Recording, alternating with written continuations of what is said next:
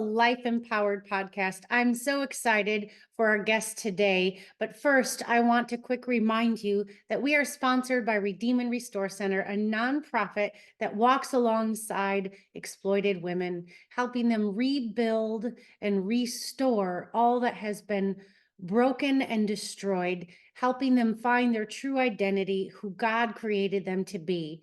And we do that through advocacy, mentoring, and through a long-term care restorative home in Wisconsin. If you'd like to learn more, please check out redeemandrestore.org. But now let's listen to what Christine Bannister is going to share to inspire and empower us in our lives today. Well, thank you so much for joining me today, Christine, on Life Empowered. We'd love to hear your story, to hear what you did to break free of what was holding you down and holding you back, and looking forward to how it's going to empower others today. So welcome today again, Christine Welch Bannister. I'm so thrilled to have you. Thank you so much, Krista. Good morning. Good morning. I'm happy to be here.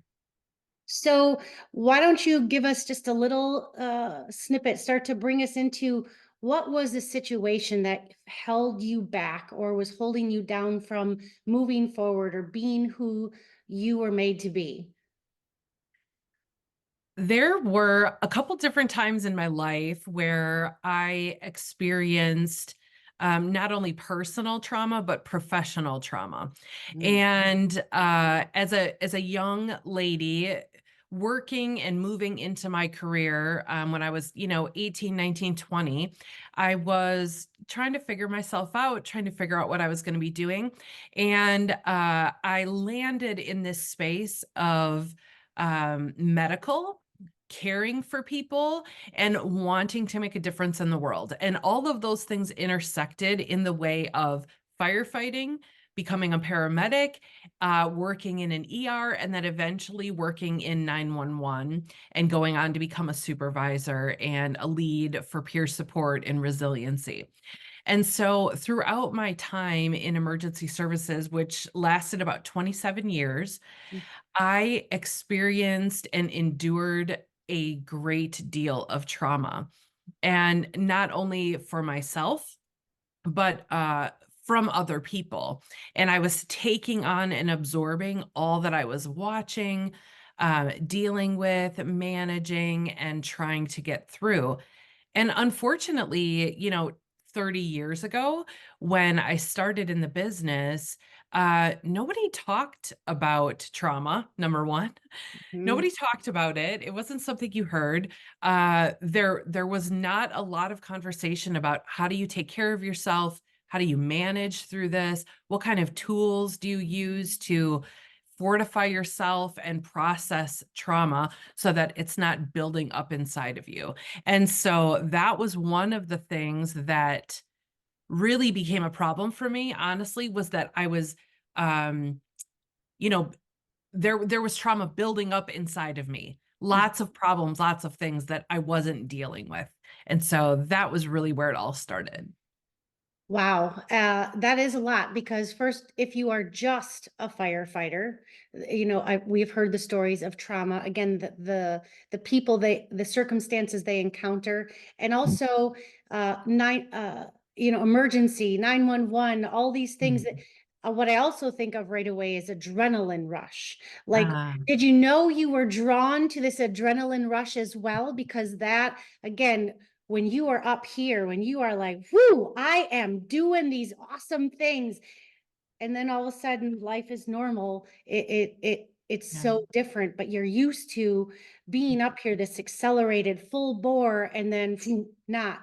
Because I've heard that from so many stories of others in emergency. So did you realize back then that you were seeking that adrenaline or how did you, yeah, what do you have to say about those thoughts? Yeah, great. That's a great question. And the simple answer is no. I didn't realize I was seeking that out. But sometimes I say, I was young enough to know, I was young enough and stupid enough to not understand how dangerous it was. And I was in the best shape of my life physically. mentally, I was a pretty mature kid, and my parents raised me to be a hard worker. So Mm. just from that, Mhm. from an ethical perspective, from a work ethic perspective, all those things, I was a mature woman even in my young age, and I had multiple jobs before that point, and was again just trying to figure things out and kind of where I was landing. I always had an affinity to doing hard things, I Mhm. guess you could say. Mhm. And, we grew up in a time where we were outside all the time. We were constantly exploring and going on adventures. And I didn't grow up in a time like it is now, like my kids have grown up. It's just so different. So we were, always looking for adventure without realizing it, I guess. Yeah, and well, I see that because there's different dynamics in families, of course, and how people are raised. And in with my husband and our kids, it was they did pick up a lot of that on us. We were really hard workers. We again, entrepreneurs, doing whatever needs to be done, figure out, work hard, again, to do our best. We found pride in how hard we worked or how much we could accomplish. And there are some very good qualities in that. And there is some great, and there again, there's personality in that as well, wrapped in there. But Yeah. I see that even in my kids and persevering, and then how other businesses they've worked at, how they look at them. So yeah, and you're working hard, but then there another part you mentioned really in that field is similar to something with me, is there was something that you wanted to help others. You Yeah. you weren't just about working hard, but what can I do for others and do my job? So again, I'll feel good by working hard and I'll feel good by helping others. And then Mhm. that makes sense of how you got into the different all the different jobs that you did. Yeah. So now did you over that you said 37 years of doing all of that. Tw 27, I'm not that 27, I old. was Come gonna on, say, wait a girl. second, you're not that old. I'm so sorry. That's okay. Yeah, I'm getting old. So anyhow, 27 years, that is a long time for that, again, high adrenaline rush jobs, those Yeah, crashing down of trying to have normal days. And then plus you said you were a mother and yeah, children and balancing all of that. And I mean, that's a one of those jobs and doing children, we'll just say. That is yeah, intense. And again, people can do it, but again, with the ignorance, with not the understanding, the knowledge of what trauma does, with the the abuse in a way, or and again the consequences of those kinds of jobs, that there is things to pay attention to take care of yourself. There are things to pay attention to be able to do that job better, best, well, yeah, and to continue to care for people. Because when you become more damaged, hence why even my own brother-in-law, he was a firefighter, EMT, and he's like, no, can't do it. Another guy I interviewed on here, he was a firefighter, EMT, and he knew it was always about the rush and how yeah. it was killing him, but yet he kept doing it. And Mhm. so all of that in there, it makes it very intriguing again to hear how you began to realize what was happening to you. How did you see those things and know some things were wrong? What was the evidence that something isn't Mhm. right here? Yeah. That's a great question, Krista, and I would offer that in my case, and probably like a lot of other people, it's a slow drip. It's a slow drip, and what I mean by that is, there's just little things that start to shift and change every day. And as time goes on, it's just this very slow modification of how we live life, how we view life, how we're managing life. And sometimes we don't even realize that it's trauma overtaking us or the effects of trauma that are overtaking us. And so I would say some of the things that I notice now, I didn't really notice then. And part of the reason I didn't notice then is because I never stopped moving. Right. And this is a common theme. So now I'm a coach. Now I'm a life coach that focuses on helping people deal with underlying trauma that keeps chaos in their life. Mhm. And a huge component of where my business is founded is where I was in the depth of my trauma. And that was I was living a completely chaotic life. And I thrived in it. I thrived in the chaos, and I think there's a lot of people that live that way, Mhm. because it's comfortable, right? Yes. We know how to manage, I and call it the so normal. yes, We all yes, find our normal chaos. normal, whether it's good for us or not. It's what we're used to. Yeah. Absolutely, absolutely. And so there's a neuroscience that is a huge part of the trauma, and then there's a physical, mental, spiritual components that play a role in how we manage our trauma as well. And when looking back now, what I can see is that one, I didn't have the tools. I wasn't educated about what was happening to me and why. I didn't understand that it was a normal reaction to abnormal circumstances. Mhm. And so that's one of the things that I will say over and over and over again when I'm doing critical debriefings or diffusings for groups of people or individuals who have experienced stress is that we have normal reactions to abnormal circumstances. And I didn't know that at the time, and maybe you didn't know that at the time, of your stress and trauma as well. But looking back, I was very chaotic. My schedule was jam-packed. I had no room for rest. I had no white space in my calendar.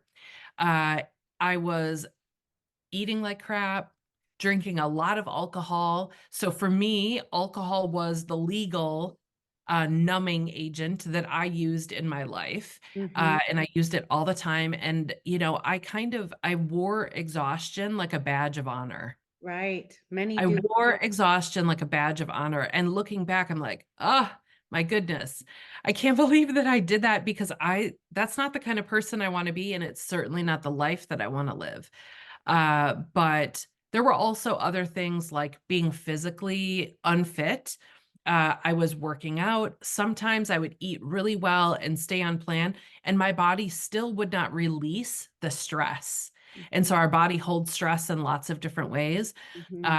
I was at the doctor multiple times for heart palpitations. And every time I came out, we cannot find anything. Your heart looks amazing. You've Uh-huh. got to reduce the stress in your life. Mhm. And so, not only, like you mentioned before, was I dealing with work, we worked crazy hours. The schedule changed all the time. There was overtime and staffing issues. Just the hours of the shift were really wonky. And so, going into work and starting your shift at 2 a.m. does not do well for a holistically healthy person. And then I was a single mom on top of that. And I had two young children that Oof. I was raising. And thankfully, my parents helped me, and they really gave me the freedom to stay in my profession and work in the job that I had. And so that was a huge blessing in our life, but it was still a big part of how I had to, work all the time.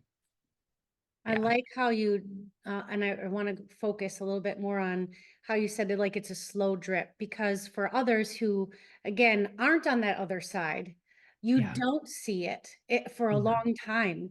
It Yeah. isn't, yes, there could be a sudden trauma in your life that sets you back, but most people have multiple traumas or ongoing traumas or ongoing stressors that just keep pushing and pushing and pushing, and so that slow drip. And I recall just recently, me going through that of, again, I train others on trauma. I prepare them to be mentors and advocates. And where I was hearing my voice speaking to myself in my head, because again, I know the signs, I know the things, right? I know all these things.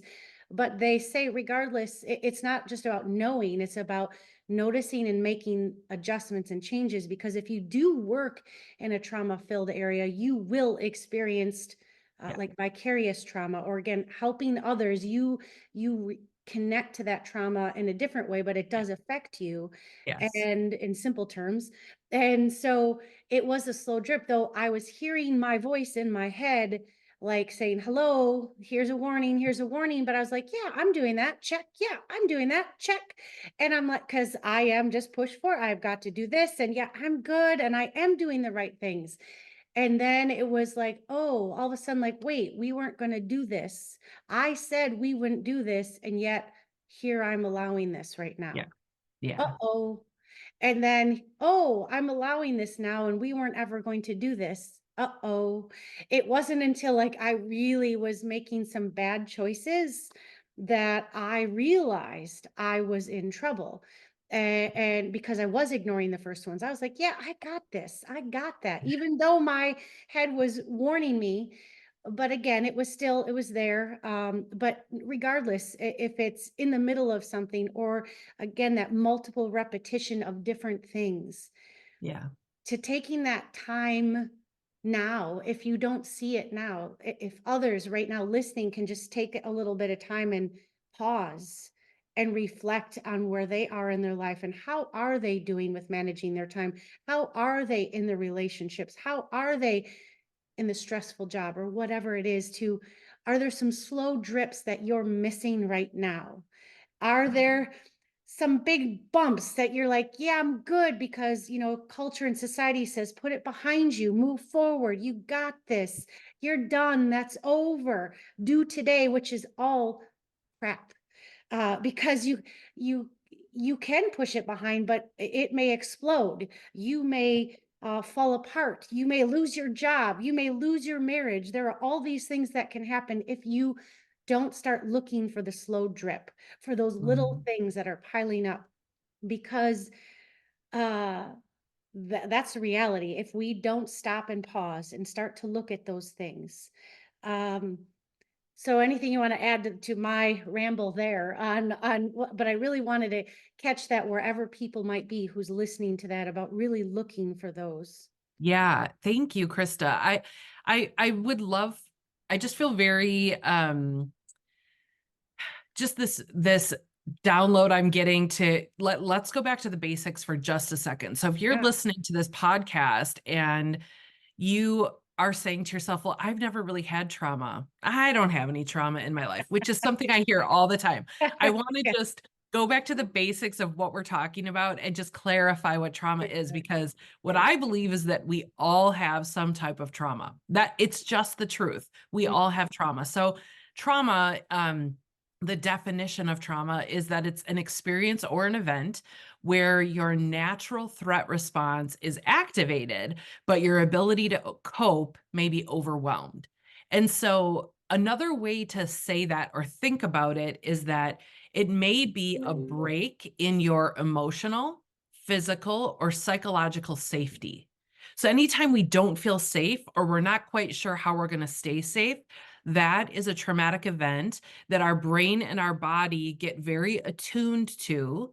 And then our subconscious automatically reacts and responds for our good. And so this is a beautiful system that God has set up in our body. It's not bad, it's not wrong. It's actually intended to help you um, manage and process through the realities of what we deal with in life. And what I like to tell people is that there's big T traumas, which might be like, I was in a really bad car accident. I just had a woman recently who was driving in her car. We're in Wisconsin. So we have, deer here, and a deer hit her car, which is kind of a normal event that occurs here, but that's a big T trauma that causes your body to react in a way that you are not thinking about. And so that trauma is something that her and I debriefed and worked through over the couple weeks after her accident. And she was amazed at how the debriefing and how managing through that really helped her to recover in quick ways. So that's an example of a big T trauma. And then there's a little T traumas. A little T trauma might be something like um, having a disappointment at work, or someone, not inviting you to an event that you thought you were going to get invited to. It could just be a letdown. It could be losing a pet that you really love. And so still affecting the way your body and your brain are managing, just in a different way.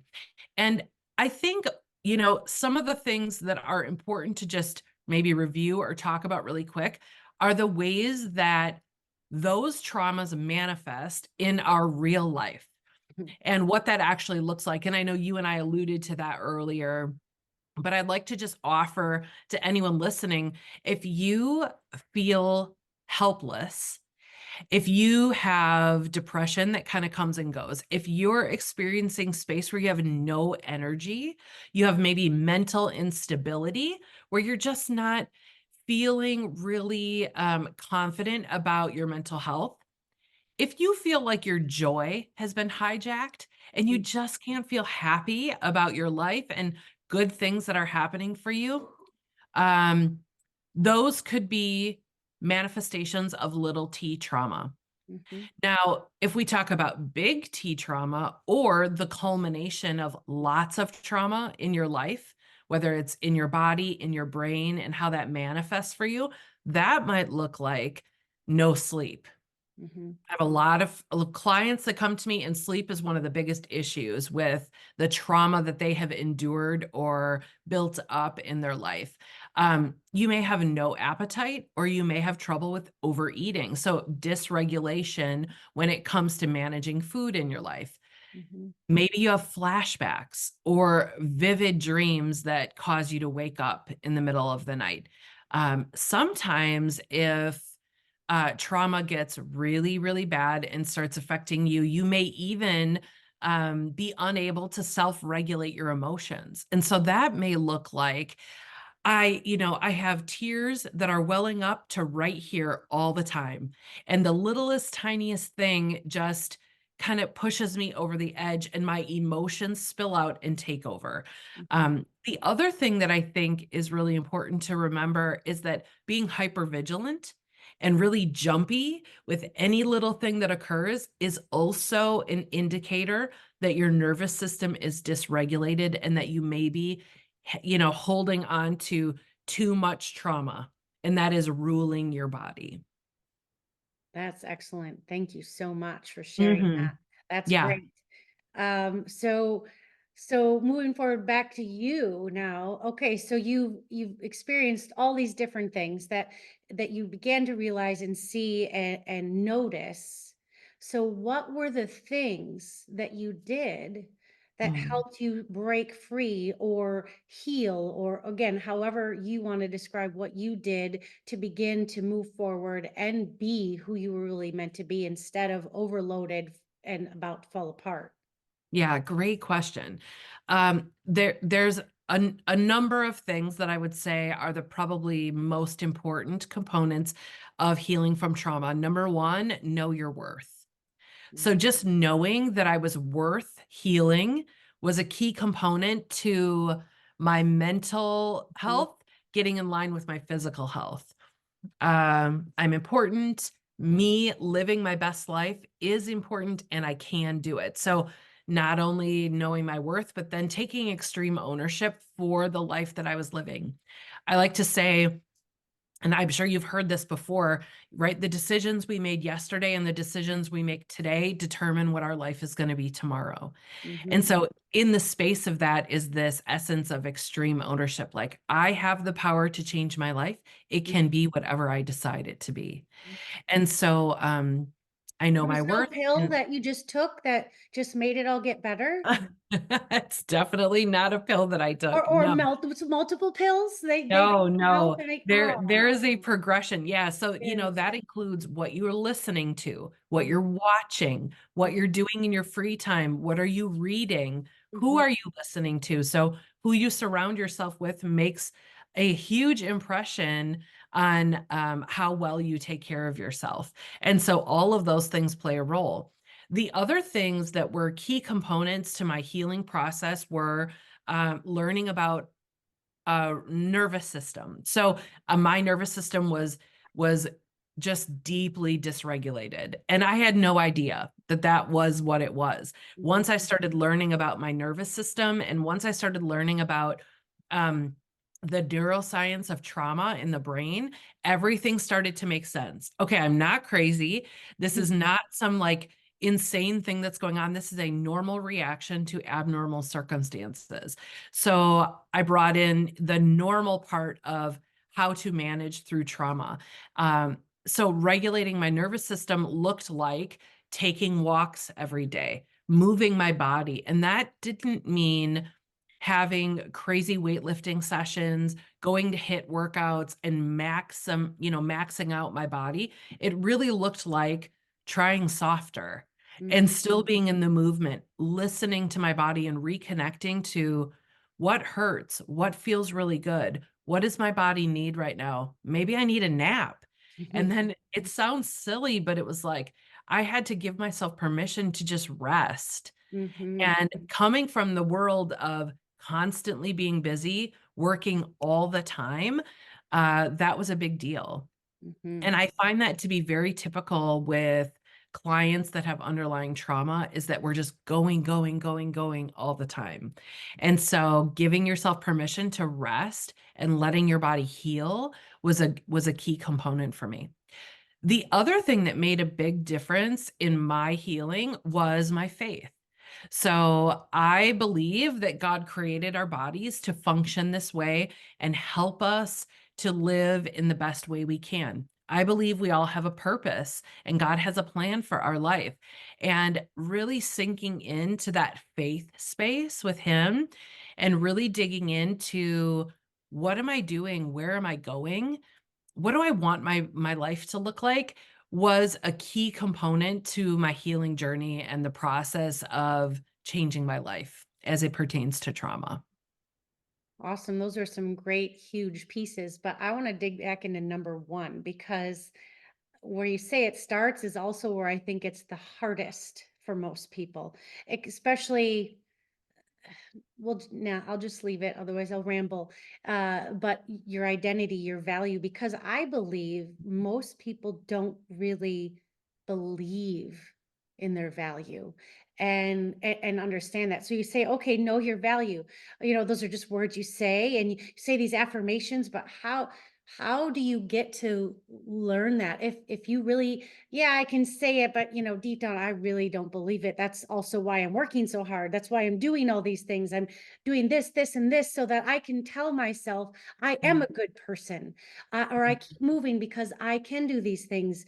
What are some things that you were there people around you that helped you? Again, you did talk about surrounding yourself, but really mhm, getting what are some other thoughts, some ideas to really digging into so that you can believe that you mhm. are worth something more than just something.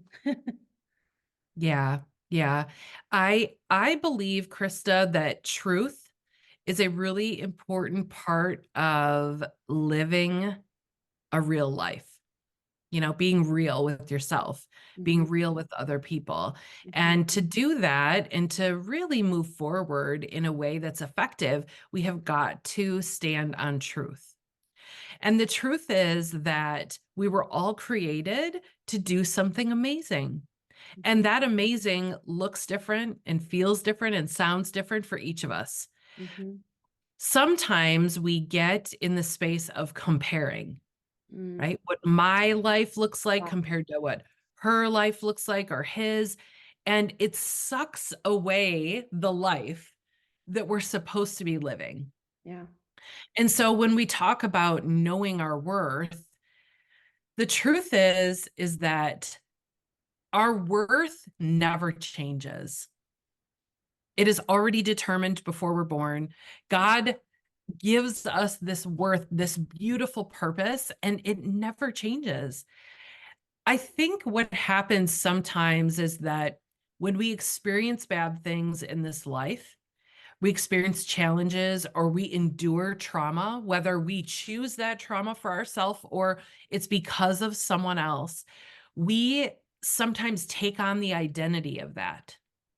And that's not the truth of how things right. really are. Yeah. But we can think, I am bad because of that thing or those things or all of those things, but that's not the truth. So, for the people listening, it really is about like, no, you are not what you've done. You are not what you've endured. You are beautiful. You are wonderful.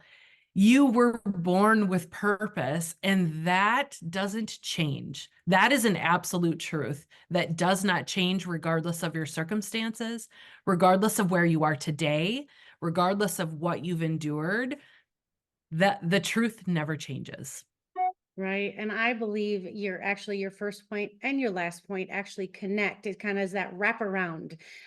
Because again, the faith, if you understand God, your creator, who did create you in his image, who Yeah. loves you, loved Yeah. you before you did all that you did and still loves you, as you said, after all that you've done or didn't do. Yeah. And if you can begin to see that and accept that as the truth, because that is who you are, Yeah. that can begin to, and understanding your relationship with God can help you even understand more of yourself and more of why you are special. And i I talk about, like you said, but with the word authenticity.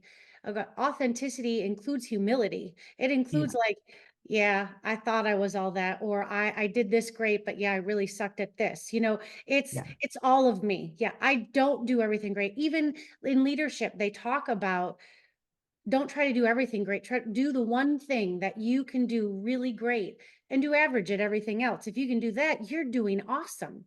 Yeah. But again, finding what's these things that were put in you to be who you are, is the biggest part, I think, in really grabbing that deeper hold of who your identity is.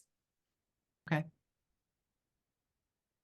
I I think this makes me think of pain. And so when I talk about trauma, at some point we have to talk about pain because trauma isn't fun. Mhm. But I do believe that pain has purpose. I do believe that pain has purpose, as silly as that sounds, but pain can push us to something. And I'll be honest, for a long time, pain pushed me um, into ignoring what was hurting me. Pain pushed me into alcohol for a very, very long time. And I was really good at it. I was really good at drinking. Pain pushed me to ignore myself and disregard my own body. But what I believe is that pain can also push us into truth. Pain can push us back into our priorities. It gives us an opportunity to keep doing the hard work, to deal with our emotions, to deal with trauma. And that really is where the healing continues, or even starts, if this is a starting point for you. But I will say, when we intertwine faith into all of this, there is a deliverance from trauma that we can get when we invite God into the equation. Mm. And acknowledging and confronting trauma can be really, really difficult. It can be really challenging. But when we lean back into the arms of God, knowing that He loves us, knowing that He'll equip us and give us what we need to make it through this challenging part of our journey, it can deepen our faith. It can set us up into action steps that really allow us to experience true healing and true deliverance.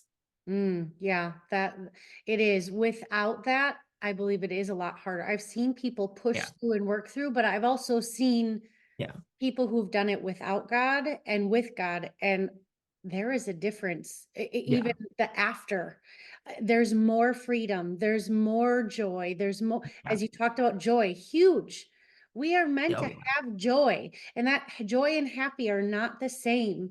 Joy No. is there regardless if today is gloomy and dark, or Yeah. you're not doing anything exciting. There is still something Yeah. inside that you are, it's the freedom, it's the joy, and again, knowing your value, knowing you're loved, and knowing you don't have to stay stuck in any circumstance or held down. Joy Yeah. is such a gift and such a blessing, and that is a huge key. So Now learning these things that you did in these major, I think it was 4 major components, right? It was the your identity. What was the second one? Knowing your worth. Yes. Eh, What else did I say? Knowing your worth, extreme ownership, yes. learning and education. So learning Mhm. about your body, learning Right. about your nervous system, and then faith for sure. Faith, yes. So now you were learning all this and applying it and going through the hard work of Yeah. confronting the ownership and also the choices that were made and the dealing and the normal. Yeah. Then as you did that, obviously you got to joy. We already got that little spring ahead, but what were those things that you began to see and began to see that your work was paying off? The consequences of doing the good work now and paying later and to where you are now. What are these things that you began to see and now have in your life because you did the hard work? That's a great question, Krista. And I would just offer to you that I'm still on that journey. Yes. You know, I Amen. that's one of the humbling things about doing trauma work is that I'm still on the journey, but I'm so much farther along than I ever thought I would be. And it's really beautiful to see. And, and I'm not ashamed to say so. That's a key component of this whole world that I live in now as a trauma coach is that everybody's afraid to talk about trauma. When I introduce myself and say I'm a trauma coach, everyone is like, yeah, I don't need that. I don't want to talk about it." And what I say is, let's talk about it. Let's make it normal. If we all experience this and we've all got some semblance of trauma in our life, whether it's a little or a lot, and it affects our body and our mind and our relationships in these crazy ways. Let's talk about it. Let's help each other to be better. Let's normalize these conversations and this healing process. Yeah. Because what I know about the healing process is that once you say yes to yourself, you give permission to everyone around you to say yes to themselves as well. So there's this ripple effect that occurs, this domino effect that happens when you start to say, I am worthy of doing this work. I am worthy of this change, this effort, this energy to put into myself to heal. And when I heal, I can help the people that I love heal themselves as well. So Mhm. there's this beautiful ripple effect that occurs. And I would just say, there's this beautiful, steady ownership. And I don't know that ownership is the right word, but um, this connection that I have with my life now. I maybe that's the best way that I'm here living my life, making decisions every day based on what I want to do and where I want to go. And Mm, that doesn't mean my life is perfect, but it does mean that I am deciding. No one is deciding for me. My emotions are not ruling me. My trauma is not ruling me. I am here making decisions. I am present. Um, one of the things I didn't mention this before, but one of the things that really affected me when I was deep in my trauma, and you may know this too, is that when we are in the throes of dealing with trauma and it's overtaking our body and our mind, we are rarely present. mhm, And what I mean by that is it's hard to just be in a conversation with someone without thinking 100 other thoughts mhm, or wishing I was over there or right, whatever. We're never just right here, right now. mhm, I'm listening to understand you. I'm mhm, here and I'll respond to you, or even just being with yourself and being present. Like I'm not thinking of 100 other things that I need to be doing or I want to be doing.